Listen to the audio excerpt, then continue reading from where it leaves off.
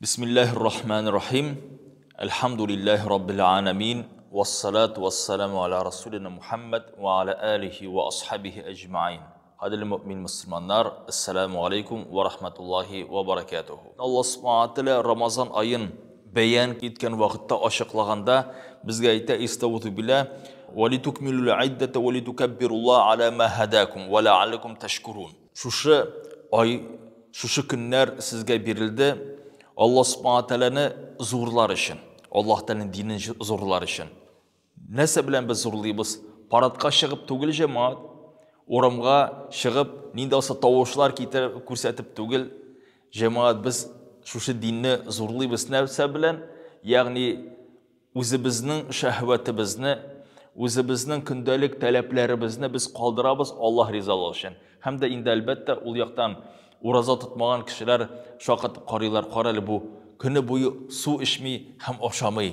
Indi ne sebepten miken? Qaralı bu şul hatlik Allah'a berilgen, inangan gün uzununda şu kerekli rizıklardan tıyılıp duradı.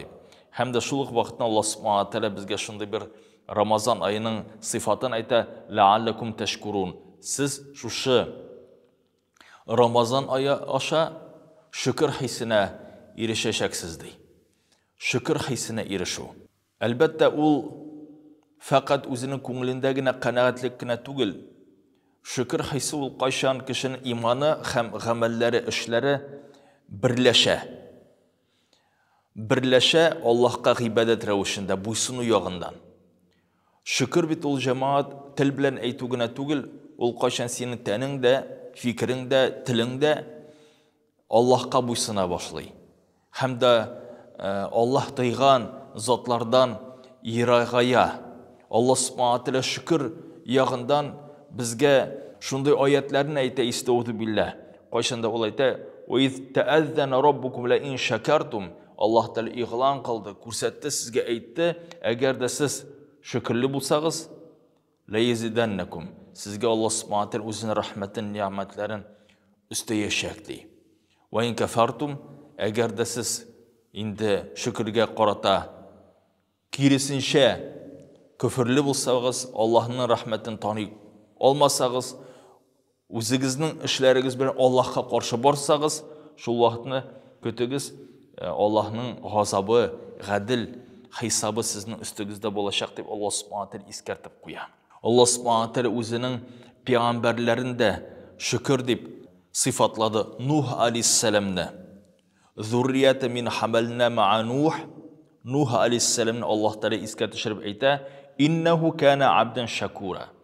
Şınlıkta ol buldu yani qarata şükürlü bendelerden deb aytile. Hem de şükürlüğü nerse bilen göründü Allah'a buysunub. Allah subhanahu teala özünde sıfatlı şu şükür sözü bilen nihatlik ol büyük hem de şu büyük fiilge hem de büyük derecege alıp para cemaat bizni uraza lakin de Allah subhanahu teala özünün bir sıfatı ve men yaqa tarif hasana nazid lehu fiha husna innallah afurun şakur. Şınıqta Allah subhanahu teala izgilik kılgan kişilerge fakat yaxşılık bilengine izgilik bilengine qaytaracak bu dünyada hem ahirette.